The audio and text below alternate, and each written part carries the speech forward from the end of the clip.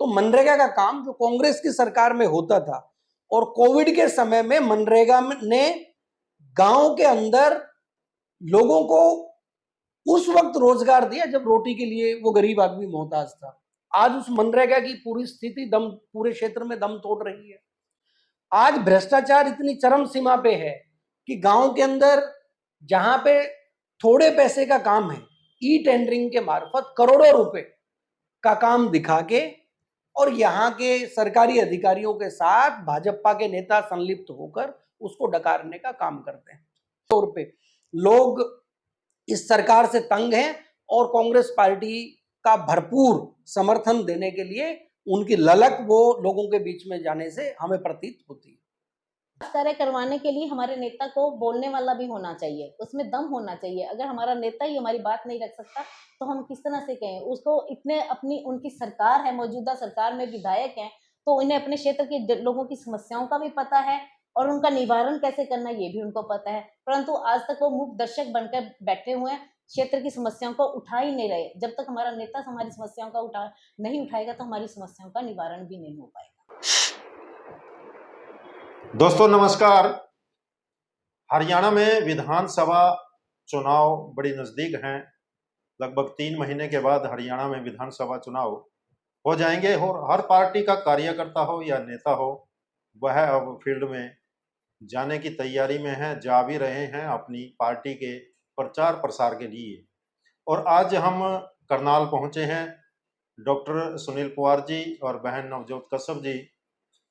सुनील पवार जी पंचायती राज संगठन के प्रदेश अध्यक्ष हैं और नवजोत कश्यप महिला कांग्रेस की जिला अध्यक्ष हैं। इन्होंने पिछला जो इंद्री से विधानसभा का चुनाव कांग्रेस की टिकट पर लड़ा था और अच्छे मत इन्होंने हासिल किए थे, लेकिन ये चुनाव नहीं जीत पाए। फिर से इनका प्रयास है कि वो लोगों के बीच निरंतर, ये पहले भी जा रहे हैं और अब फिर इन्होंने जो है पार्टी की जो नीतियां हैं उनको लेकर के जनसंपर्क अभियान चलाया हुआ है, डॉक्टर साहब ने भी और नवजोत कश्यप ने भी। आज हम इनसे चर्चा करने के लिए यहाँ पर पहुंचे हैं। चर्चा ये रहेगी कि आने वाला विधानसभा किन मुद्दों पर लड़ा जा रहा है, क्या मुद्दे रहने वाले हैं और जो कांग्रेस पार्टी की जो नीतियां हैं वो क्या क्या हैं, लोगों के बीच जाकर के क्या ये बता रहे हैं कि हमें वोट दो। क्योंकि हर पार्टी का कार्यकर्ता जो है अपनी पार्टी की नीतियों को लेकर के ही जाता है। चाहे अब अगर बीजेपी की सरकार है तो वो कहीं ना कहीं विकास के नाम पर वोट मांगे जा रहे हैं, तो वह भी अलग विषय है। और डॉक्टर साहब से हम पूछना चाहेंगे, डॉक्टर साहब आप लगातार जो है लोगों के संपर्क में रहते हैं जी। और अब चुनाव बहुत नजदीक आ गया है, तो किन मुद्दों को लेकर के आप लोगों के बीच जा रहे हैं, जनसंपर्क आपने चलाया हुआ? जी देखो विजय जी, पहले तो आपका और आपके चैनल का मैं बहुत बहुत हार्दिक धन्यवाद करता हूं कि मेरे व्यूज जानने के लिए आप यहाँ पे आए। विजय जी, लगातार 10 साल का जो हिसाब है वो मांगने का समय वो 2024 के चुनाव में आ चुका है। आज हमारा जो चुनावी मुद्दा है वो चुनावी मुद्दा इनके 10 साल के विनाश का जो कार्यकाल रहा, पूरे हरियाणा प्रदेश के अंदर जहां पर विकास के नाम पर इन लोगों ने लोगों के साथ छलावा किया। आप अगर इंद्री के क्षेत्र के अंदर देखोगे तो आज क्षेत्र के 5 सरकारी स्कूल जो कांग्रेस के समय में बने थे, वो 5 सरकारी स्कूल बंद करने का काम भारतीय जनता पार्टी की सरकार ने किया। आज इंद्री के क्षेत्र में आप सड़कों के ऊपर उतरोगे तो 1 महीने में आपकी नई गाड़ी वो खटारा लगने शुरू हो जाएगी। यानी सड़कों के अंदर गड्ढे नहीं है, गड्ढों में सड़क को ढूंढना पड़ता है। और ये 1-2 सड़क की बात नहीं करता, आप पेरिफेरी को छोड़ दो, जितनी भी विलेज टू विलेज इंटरकनेक्टेड सड़क है, सारी की सारी सड़कें वो टूटी हुई अवस्था के अंदर है। हमारे सरकारी स्कूलों के अंदर किसी प्रकार की सुविधाएं, बच्चों के टॉयलेट्स अगर जाके देखोगे वो जर्जर हालत के अंदर हैं। आज स्कूलों के अंदर पढ़ाई के नाम पर जो अध्यापक होने चाहिए थे, किसी भी स्कूल के अंदर अध्यापक नहीं है। अगर अध्यापक अच्छा काम करते हैं तो उनको दंडित करने का काम भारतीय जनता पार्टी की सरकार करती है। जो अध्यापक अच्छा काम करेंगे तो कहीं ना कहीं बायस तरीके से सरकार उनको बाहर का रास्ता दिखाने का काम करते हैं। आपके सामने उदाहरण है, कलरी ननेड़ा के अंदर कितना अच्छा काम करने वाले जो हमारे एक शिक्षक थे उनको इस सरकार ने बाहर निकालने का काम किया। आज कलसोरा से लेके करनाल तक जो बेटियां पढ़ने के लिए जाना चाहती हैं, या आप गढ़ी बिरबल और चौगामा की साइड से जो बेटियां कॉलेज के अंदर जाना चाहती हैं, या इंद्री जाना चाहती हैं, तो उनके लिए किसी प्रकार की बसों की व्यवस्था नहीं है। और अगर इन्होंने बसों की व्यवस्था करनाल से कुंजपुरा में की, तो वो प्राइवेट एसी बस लगा के कम किलोमीटर में चला के पहले तो हमारे नगर निगम की जेब के ऊपर डाका डालने का काम किया, और दूसरा वहां जो हमारे छोटे ऑटो चालक भाई थे उनका रोजगार बंद करने का काम किया। पूरे क्षेत्र के अंदर अगर मनरेगा के बारे में मैं बात करूं, तो मनरेगा का काम जो कांग्रेस की सरकार में होता था, और कोविड के समय में मनरेगा ने गांव के अंदर लोगों को उस वक्त रोजगार दिया जब रोटी के लिए वो गरीब आदमी मोहताज था। आज उस मनरेगा की पूरी स्थिति पूरे क्षेत्र में दम तोड़ रही है। आज भ्रष्टाचार इतनी चरम सीमा पे है कि गांव के अंदर जहां पे थोड़े पैसे का काम है, ई टेंडरिंग के मार्फत करोड़ों रुपए का काम दिखा के और यहाँ के सरकारी अधिकारियों के साथ भाजपा के नेता संलिप्त होकर उसको डकारने का काम करते हैं। तो आज हमारा जो चुनावी मुद्दा रहने वाला है 2000 चुनाव में, वो हमारे लोकल, हमारे क्षेत्रीय मुद्दे हैं, आम आदमी से जुड़े मुद्दे हैं, जिसके अंदर बीपीएल के गलत कार्ड जो काटे गए, जो लोगों की फैमिली आईडी बनाई उसके अंदर गलत उनकी इनकम चढ़ाई गई। लोग चारों तरफ चक्कर काट के थक चुके हैं, लेकिन उनकी इनकम ठीक नहीं हो पा रही। कितने गांव के अंदर हम जाते हैं तो बुजुर्ग रोते हैं कि हमारी इनकम गलत चढ़ाने की वजह से हमारी पेंशन काटने का काम किया। और इससे भी गलत काम, अभी कुंजपुरा से एक केस आया, बोले जी विधवा पेंशन को काटने का काम कर दिया। जो 3 साल से विधवा पेंशन ले रही थी तो उसकी विधवा की पेंशन काट दी। वो सरकारी अधिकारियों के चक्कर काटती है। और सबसे बड़ी शर्म की बात यह है, हमारे क्षेत्र के लोगों के पास आज रोने के लिए कंधा नहीं कि वो किसके कंधे पर जाकर सिर रख के रोए कि आप हमारे साथ खड़े होकर हमारा काम कराने का प्रयास करो। तो इन्हीं मुद्दों के साथ 2024 के चुनाव में हम लोगों के बीच में जाने वाले। कांग्रेस की जो नीतियां हैं, कांग्रेस कुछ एजेंडा लेके चल रही होगी कि यदि हमारी सरकार हरियाणा में आती है तो हम ये करेंगे, तो कुछ इस तरह का प्रारूप कोई तैयार हुआ है क्या?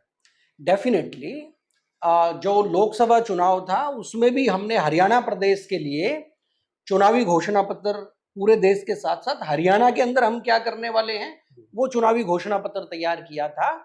और अब की बार जो हमारा चुनावी घोषणा पत्र पूरे हरियाणा प्रदेश के अंदर बनाया जा रहा है, वो घर बैठ के बनाने का काम हम लोग नहीं कर रहे। आप देखिए, जितने भी डिपार्टमेंट्स हैं, चाहे वो किसान कृषि से संबंधित है, चाहे वो मजदूरों से संबंधित है, चाहे हमारे हमारे पिछड़े तबके से संबंधित है, दलित वर्ग से संबंधित है, हमारी पंचायती राज व्यवस्था से संबंधित है, तो हर डिपार्टमेंट की जिम्मेवारी अलग अलग लोगों को सदस्य नियुक्त करके दी गई। उसमें मैं भी वो हरियाणा प्रदेश की चुनावी घोषणा पत्र कमेटी में पंचायती राज और अति पिछड़ा वर्ग के लिए जो चीजें रखनी है तो उसका सदस्य हूं। तो हर जिले में अलग अलग ब्लॉक में एक वर्ग विशेष के समूह के साथ बात करके कि उनकी आवाज जो है वो हमारे घोषणा पत्र का हिस्सा बने। लोग जो चाहते हैं वो हम अपने चुनावी घोषणा पत्र के अंदर डाल के और लोगों को, अगर हमारी सरकार आती है तो देने का काम करें। अगर शब्द तो मैंने गलत लगाया है, क्योंकि निश्चित तौर पे लोग इस सरकार से तंग हैं और कांग्रेस पार्टी का भरपूर समर्थन देने के लिए उनकी ललक वो लोगों के बीच में जाने से हमें प्रतीत होती है।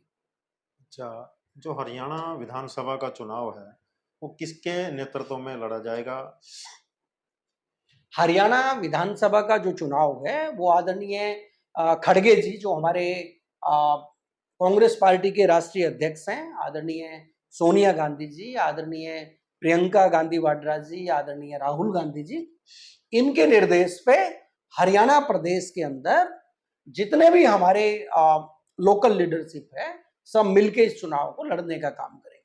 अच्छा, अभी एक यात्रा चलाई जा रही है, उसमें शैलजा जी अलग चला रहे हैं, हुड्डा जी अलग चला रहे हैं, रणदीप जी अलग चला रहे हैं, क्या है मतलब क्या है, संगठित क्यों नहीं हो पा रहे? देखो, मैं अपने घर के अंदर जब व्यवस्थाएं देखता हूं तो मेरे फादर कुछ काम करते हैं, घर का एक हिस्सा संभालने का काम करते हैं, मैं राजनीति का काम करता हूँ, बड़े भाई जो है वो गृहस्थी को किस तरीके से व्यवसाय को बढ़ाना है वो देख रेख करते हैं। तो सबकी जिम्मेदारियां सबने सुनिश्चित कर रखी है। हरियाणा बड़ा राज्य है और इस पूरे राज्य के अंदर हर नेता अपनी जिम्मेदारी के साथ अलग अलग तरीके से वो वोटर के बीच में जाने की कोशिश कर रहा है। अब आदरणीय हमारे दीपेंद्र हुड्डा जी, उन्होंने पूरे नॉर्थ बेल्ट के अंदर जो लगभग 2-3 लोकसभा उन्होंने कवर की है, तो उन्होंने अपना मैसेज वही कांग्रेस पार्टी का मैसेज देने का काम किया। और अभी कुमारी शैलजा जी, जिन्होंने 27 तारीख से अंबाला के अंदर अपनी यात्रा का दिन सुनिश्चित किया है, उसके बाद करनाल और अन्य जगह पे वो जाएंगे। और सबसे बड़ी बात, अकेली महिला पूरे हरियाणा प्रदेश के अंदर आधी आबादी को टारगेट करने का लक्ष्य लेके निकल रही है। जहां पे पुरुष वो पार्टी की बातों को पुरुषों तक पहुंचाने का काम कर रहे हैं, तो एक महिला को भी पूरा अधिकार है और उनका राइट भी बनता है कि वो महिलाओं के बीच में जाके इन पार्टी की सारी बातों, आधी आबादी को कांग्रेस पार्टी से जोड़ने के लिए वो जो उनके लिए न्याय कांग्रेस पार्टी ने रखा है, जिस न्याय के बारे में डॉक्टर नवजोत भी आप लोगों के बीच में रखेंगे कि हमारे घोषणा पत्र के अंदर क्या कमेंट जो है, क्या कमिटमेंट लोगों से कर रहे हैं। तो आदरणीय कुमारी शैलजा जी बड़ी मजबूती के साथ वो आधी आबादी को कांग्रेस पार्टी के साथ जोड़ने का दम भरती हैं और कल से उनकी यात्रा शुरू हो जाएगी। तो यह यात्रा जो है विधानसभा से भी होके जाएगी? डेफिनेटली एक प्रारूप तैयार किया है कि पहले जिला स्तर पे, फिर विधानसभा सत्र पे वो पदयात्राएं, पदयात्रा के बाद अलग अलग जगह पर वो पार्टी के पक्ष में रैलियां और महिला न्याय सम्मेलन। तो ये सारी चीजें जो है वो अलग अलग क्षेत्र के अंदर सारे नेता मिलके करने का काम करें। अच्छा, क्या होता है कि जब विधानसभा चुनाव होता है तो टिकटों की घोषणा बहुत लेट होती है। ऐसा ही लोकसभा में हुआ, बहुत देरी से टिकटों की घोषणा हुई। अगर विधानसभा में भी देरी से होगी तो जो भी जिस कैंडिडेट को भी टिकट मिलेगी तो उसको कहीं ना कहीं दिक्कतों का सामना करना पड़ता है।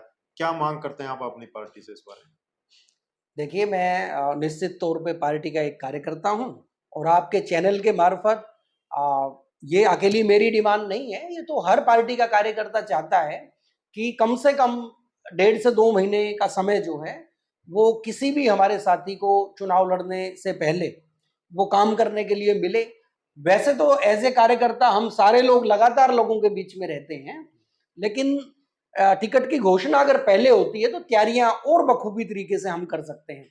मैं आपकी इस बात से भी सहमत हूं कि लोकसभा चुनाव में अगर 25 दिन की बजाय 50 दिन का समय हमें मिला होता तो आदरणीय खट्टर साहब जो है वो आज केंद्र के अंदर नहीं बैठे होते। हमारा प्रत्याशी, कांग्रेस का प्रत्याशी, वो केंद्र के अंदर बैठे। अच्छा, पहले से कहीं ना कहीं कांग्रेस मजबूत हुई है। चाहे वो लोकसभा का चुनाव हुआ उसमें 5 जगह जो है कांग्रेस ने जीत हासिल की है। तो क्या लगता है कि जब विधानसभा का चुनाव होगा तो उसमें कितनी सीटों की आपको उम्मीद है कि कितना बहुमत आप प्राप्त कर सकते हैं? जो भारतीय जनता पार्टी का नारा था वो अब की बार कांग्रेस पे लागू होने वाला है। भारतीय जनता पार्टी जो 75 पार का नारा देती थी वो सिर्फ एक ओरा क्रिएट करने के लिए देती थी, लेकिन अब की बार लोगों का ये मत है कि जो भारतीय जनता पार्टी जिस चीज के लिए रुका उतारने का काम करती थी वो अब कांग्रेस के ऊपर लागू होगा। तो भारी बहुमत के साथ जो है कांग्रेस हरियाणा प्रदेश के अंदर सरकार बनाने जा रही है। लोगों को बहुत सी उम्मीदें होती हैं क्योंकि बीजेपी सरकार रही है लगभग 10 साल हो गए इसको भी। तो कहीं ना कहीं लोगों का जो मन है चेंज है क्या? डेफिनेटली, और लोगों का मन इसलिए चेंज हुआ है कि भारतीय जनता पार्टी ने पूरे हरियाणा प्रदेश के लोगों की कभी भी सुनवाई नहीं की। जो वर्ग अपने अधिकारों की आवाज के लिए लेकर सड़कों पे धरना प्रदर्शन, जो अभिव्यक्ति का अधिकार इस देश के संविधान ने उन लोगों को दिया, उस अधिकार को लेके वो सड़कों पे बैठे, तो इस सरकार ने तानाशाही रवैया अपनाते हुए उनको लाठी और डंडों से पीटने का काम किया। और हमारी छोटी पंचायतें, जो हमारे गांव के सरपंच हैं, पहले उनके अधिकारों को खत्म करने के लिए 1995 का जो पंचायती राज एक्ट हरियाणा के अंदर लागू हुआ था उसको पूर्ण रूप से बदल के 2023 में इतना कमजोर कानून वो पंचायती राज के लिए इन्होंने बनाया। और जब वो पंचकुला में अपनी डिमांड को लेके वो लोग गए तो लाठियां भांजने का काम किया। शिक्षक जो इस देश का निर्माता है, जो राष्ट्र निर्माण का काम करता है, यमुनानगर में जब शिक्षक अपनी मांगों को लेकर गए तो शिक्षकों को पीटने का काम किया। तो आज आमजन भारतीय जनता पार्टी के तानाशाही रवैये से वो पूर्ण रूप से दुखी हो चुका है और दोबारा से हरियाणा के जो पुराने 10 साल जो हमारी कांग्रेस की सरकार 2004-14 के बीच में हरियाणा में रही, दोबारा से उसके कामों को याद करके उनको हरियाणा की बागडोर सौंपने वाला है। क्या है, क्योंकि बीजेपी ने एक नारा दिया है सबका साथ सबका विकास, तो कांग्रेस भी कहीं ना कहीं पीछे आरोप लगे थे कि उत्तरी हरियाणा की उपेक्षा की गई है। यदि कांग्रेस सत्ता में आती है तो किस प्रकार से कार्य किया जाएगा? देखो, दो चीजें होती हैं। पहली चीज है कि हमारे हरियाणा का मुखिया के साथ साथ आपके क्षेत्र का जो नेतृत्व है वो कितनी मजबूती से आपकी आवाज उठाता है। हरियाणा का मुखिया 2004 और 14 के बीच में कांग्रेस का रहा तो पूरे हरियाणा प्रदेश में विकास कार्य समान रूप से कराने का कार्य किया। हमारे करनाल के अंदर भी कल्पना चावला मेडिकल कॉलेज मिला तो उसी समय पे मिला। इसी तरीके से पूरे हरियाणा के अंदर 3 नए बिजली बनाने के लिए थर्मल पावर प्लांट लगाए गए। और कोई भी अगर आप डिस्ट्रिक्ट चुनो तो एक भी डिस्ट्रिक्ट ऐसा नहीं है जिसके अंदर एक बड़ी सौगात उस वक्त ना मिली। लेकिन रही बात दूसरे कामों की, तो उसके लिए आपके क्षेत्र का जो नेतृत्व है उसकी मजबूती देखी जाती है। अगर आपके क्षेत्र का नेता जो उस सत्तासीन पार्टी की टिकट के ऊपर चुनाव लड़ा, अगर वो लोगों की आवाज लेके अपने मुख्यमंत्री तक नहीं जाएगा तो निश्चित तौर पे वहां के लोगों की जो डिमांड है वो पूरी कैसे हो पाएगी। तो कहीं ना कहीं इस बात को मैं मानता हूं कि हमारे क्षेत्र के अंदर बाकी डिस्ट्रिक्ट की अपेक्षा कम काम हुए, मेरे इंद्री के अंदर भी कम काम हुए, लेकिन इसके अंदर सिर्फ मुख्यमंत्री को कसूरवार ठहराना ये कहीं भी जायज नहीं।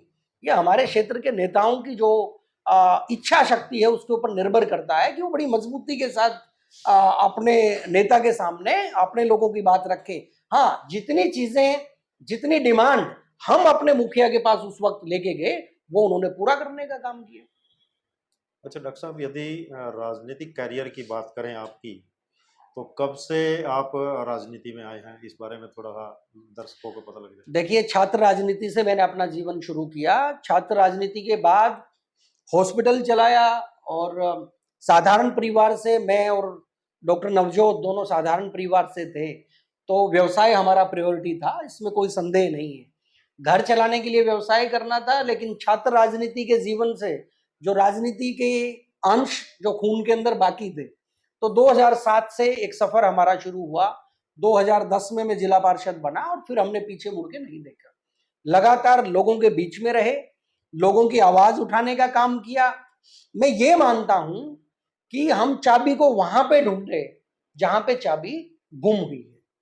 हम सिर्फ रोशनी की तरफ भागते रहते हैं, तो हो सकता है हमारी चाबी अंधेरे में गुम हुई।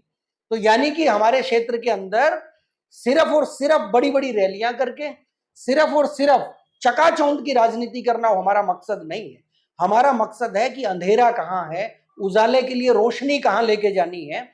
और इसके लिए हमने प्रमाणित करने का प्रयास ये किया कि जब जब हमारे क्षेत्र के अंदर कोई दिक्कत आती है तो मेरी पूरी टीम और डॉक्टर नवजोत का हमेशा ही एक बड़ा सहयोग और उत्साह जो हमारे पीछे रहता है। तो हम मिलके जहां पे कठिनाई का सफर रहता है, हम अपने क्षेत्र के लोगों के बीच में रहने का प्रयास करते हैं। तो क्या मैसेज देना चाहेंगे आप जनता को? मेरा जनता से यही अपील रहेगी कि हमारे हाथ में सबसे बड़ी ताकत वो वोट की ताकत जो है इस देश के संविधान ने दी है। परिवर्तन प्रकृति का नियम है। आज पिछले 10 साल का हिसाब मांगने का समय है।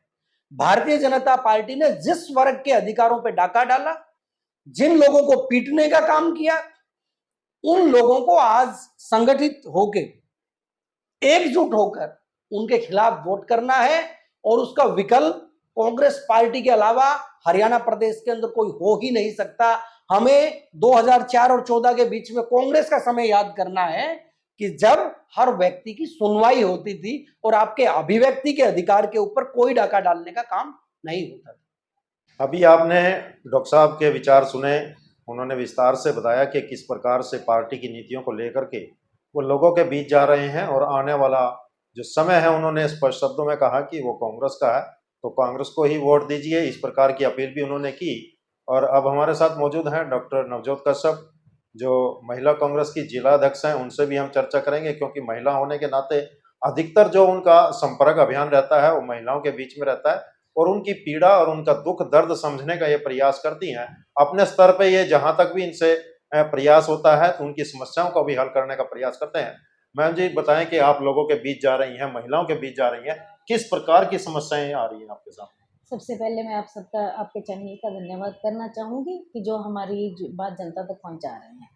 दूसरी बात है कि महिलाओं की बात है तो महिलाएं सबसे ज़्यादा पीड़ित वर्ग में आ रही हैं इस समय, क्योंकि ना तो उनको रोजगार मिल रहा है और ना ही उनके लिए अभी शिक्षा के ऐसे अवसर उपलब्ध हो पा रहे हैं। क्योंकि महिलाओं को जो गांव से गांव अगर हमारी बेटियों को पढ़ने जाना है तो उनके लिए बसों की सुविधाएं नहीं है, तो शिक्षा के अधिकार से वो थोड़ी कुछ हद तक वंचित हो रही हैं। दूसरी बात चल रही है कि महिलाओं को किस तरह से रोजगार के लिए पीड़ित होना पड़ रहा है, क्योंकि हम देख रहे हैं कि मनरेगा का जो काम चल रहा है तो वो भी अब पिछले कुछ सालों से प्रॉपर रूप में नहीं हो पा रहा है, जिससे कि वैसे हमारे क्षेत्र की महिलाओं को और भी दूसरे वर्ग के लोगों को रोजगार नहीं मिल पा रहा। और महिलाओं की जहाँ तक बात चल रही है, उनका एक मानना ये है कि हम कहीं भी रोजगार के लिए जाते हैं तो हमें प्रायोरिटी दी नहीं जाती। उनका ये कहना है कि हम सोचते हैं कि हम रोजगार लें, चाहे एसएचजी के थ्रू हम रोजगार के वो देखें, पर कहीं भी एसएचजी कहीं भी किसी क्षेत्र में एक्टिव रूप से कार्य नहीं कर रहे, कि केवल वो बैंकों से लोन लेने तक सीमित रह गए हैं, जो लोन को चुकाने के लिए, महिलाओं को किस्त चुकाने के लिए अलग अलग तरह के काम करने पड़ते हैं, चाहे उन्हें दिहाड़ी करनी पड़ रही है या किसी और तरह का काम करना पड़ रहा है। तो इसलिए महिलाएं काफ़ी त्रस्त हैं हमारे क्षेत्र में। आपने विधानसभा का चुनाव भी लड़ा, उस समय भी बहुत सी समस्याएं आपके सामने आई होंगी और निरंतर आप उसके बाद भी जो है जनता के बीच जा रहे हैं। तो ओवरऑल यदि इंद्री की बात करें हम, तो किस प्रकार की समस्याएं वहाँ ज़्यादातर हैं? देखिए, समस्याओं की बात करें तो कौन सी ऐसी समस्या जो हमारे इंद्री क्षेत्र में नहीं है। अगर विकास की बात करें तो हमारे क्षेत्र का विकास नहीं हो रहा। अगर हमारे क्षेत्र के स्वास्थ्य की बात करें तो आप भली-भांति जानते हैं कि हमारे इंद्री का जो गवर्नमेंट हॉस्पिटल बना है वो एकमात्र सफेद हाथी बनकर रह गया है, जहाँ पर स्वास्थ्य सुविधाएं नहीं है, अल्ट्रासाउंड की सुविधा नहीं है, तो डॉक्टर भी समय समय पर उपलब्ध नहीं होते। हमारे जो चाहे कह लो कि सुविधा के नाम पे वहाँ पे कुछ भी नहीं है। और उसके बाद आप जानते हैं कि सड़कों की बात अभी जैसे डॉक्टर साहब ने भी की है कि क्षेत्र में सड़कें कहाँ हैं ये ढूंढनी पड़ रही हैं, क्योंकि गड्ढों के अंदर हमें सड़क ढूंढनी पड़ रही है। क्षेत्र की शिक्षा की बात की जाए तो हमारे क्षेत्र में शिक्षा के नाम पे देख लीजिए आप, हमारे स्कूल कहीं बंद हो गए, 5 स्कूल तो हमारे इंद्री क्षेत्र के ही बंद हुए हैं। तो बहुत सी ऐसी समस्याएं हैं जिनके बारे में अगर हम बात करें तो मतलब कि बीजेपी सरकार की विफलताएं ही दिखाई देंगी। तो क्योंकि बीजेपी सरकार है, बीजेपी का वहाँ विधायक है, क्या वो विकास कार्य कराने में सफल नहीं हो पाए क्या? देखिए, विकास कार्य करवाने के लिए हमारे नेता को बोलने वाला भी होना चाहिए, उसमें दम होना चाहिए। अगर हमारा नेता ही हमारी बात नहीं रख सकता तो हम किस तरह से कहें उसको। इतने अपनी उनकी सरकार है, मौजूदा सरकार में विधायक हैं, तो उन्हें अपने क्षेत्र के लोगों की समस्याओं का भी पता है और उनका निवारण कैसे करना ये भी उनको पता है, परंतु आज तक वो मूक दर्शक बनकर बैठे हुए हैं, क्षेत्र की समस्याओं को उठा ही नहीं रहे। जब तक हमारा नेता हमारी समस्याओं का नहीं उठाएगा तो हमारी समस्याओं का निवारण भी नहीं हो पाएगा। कई समस्या उन्होंने विधानसभा में भी रखी, लेकिन उनका हल नहीं हो पाया। तो उनमें गट्स नहीं है कि किस तरह से उन्होंने अपनी समस्या रखी। उनको ये पता होना चाहिए कि हमने अपने क्षेत्र की समस्या का निवारण किस तरह से करना है और क्या सरकार से हमें मांग करनी है, क्योंकि जब ये जनता के नुमाइंदे बन के गए हैं तो जनता ने इनसे कुछ उम्मीद रखी होगी कि ये हमारी समस्याओं को उठाएंगे। पर अगर हमारी समस्याओं को वो विधानसभा में रख रहे हैं और उनका निवारण क्यों नहीं हो पा रहा, उन्हें सरकार के नुमाइंदों से बात भी करनी चाहिए कि हमारी समस्या को हमारे क्षेत्र के लोगों के बीच में मैं कैसे फेस करूंगा कि अगर मेरी समस्याओं को दूर ही नहीं किया जा रहा। अभी क्या है, क्या आप टिकट की डिमांड करते हैं, इच्छा जताते हैं कांग्रेस पार्टी? हम पार्टी पे विश्वास जताते हैं कि पार्टी जैसा चाहेगी, हमें अगर पार्टी चाहेगी कि हम चुनाव लड़ें तो हम जरूर चुनाव लड़ेंगे। तो किन मुद्दों को लेकर के जाएंगे और प्राथमिकता क्या होगी? यदि टिकट मिल जाती है आप विधानसभा की और आप वहां से एमएलए बन जाते हैं, तो प्राथमिकता क्या रहेगी क्षेत्र के लिए? देखो, क्षेत्र का विकास हमारी सबसे पहली प्राथमिकता रहेगी। उसके बाद हमारे क्षेत्र में स्वास्थ्य सुविधाओं की जो कमी हो रही है उनको दूर करना हमारा मेन ध्येय रहेगा। और बात है हमारी महिलाओं के रोजगार की। जिस तरह से हम अभी क्षेत्र में घूम रहे हैं और जहाँ भी जाओ तो महिलाएं सिर्फ एक बात कहती है कि हमें रोजगार के अवसर दिए दिए जाएं ताकि हम अपनी आर्थिक स्वतंत्रता को कायम रख सकें, क्योंकि महिलाओं के पास इतनी आर्थिक स्वतंत्रता नहीं है कि वो अपना, कई बार उनको दिक्कत होती है कि अपना खर्च भी नहीं पूरा घर का खर्च करने में भी बहुत परेशान होती हैं। तो उनके लिए सबसे बड़ी प्राथमिकता है कि आर्थिक स्वतंत्रता। तो हमारा यही प्रयास रहेगा कि महिलाओं को जो जितने भी ग्रुप्स हैं एसएचजी, उनको समय समय पर काम दिया जाए और महिलाओं की जो है आर्थिक स्वतंत्रता को कायम किया जाए। और इसके अलावा जो हमारे क्षेत्र के बच्चों की समस्याएं हैं, युवाओं के रोजगार की समस्याएं हैं, इन समस्याओं को लेकर हमारी प्रायोरिटी रहेगी कि हम इन पे काम करें। तो मतलब आप डिमांड करते हैं कि टिकट दी जाए मेरे? बिल्कुल, पार्टी अगर हम पे विश्वास रखती है, हम डिमांड करेंगे कि हम टिकट के लिए मतलब कि पार्टी हम पे विश्वास जताए, हम उनकी उम्मीदों पर खरा उतरने का पूरा प्रयास करेंगे। जी देखिए, ये थी जिला महिला अध्यक्ष नवजोत कश्यप। उन्होंने कहा कि हमारे पर विश्वास जताएं और हमें टिकट दें। निश्चित तौर पर अब की बार जो है इंद्री विधानसभा से कांग्रेस पार्टी की झोली में यहाँ की सीट हम जरूर देंगे। और डॉक्टर सुनील पवार भी निरंतर यही प्रयास कर रहे हैं कि इंद्री हल्का के अंदर चौमुखी विकास हो। उस विकास के लिए ही निरंतर पहले भी प्रयास कर रहे हैं और यदि टिकट मिलती है और यहाँ से चुनाव जीतते हैं तो कहीं ना कहीं दायित्व उनका बढ़ जाता है। तो हमारे इस चैनल को आप सब्सक्राइब करें और इस खबर को ज़्यादा से ज़्यादा शेयर करें। जय हिंद, जय भारत।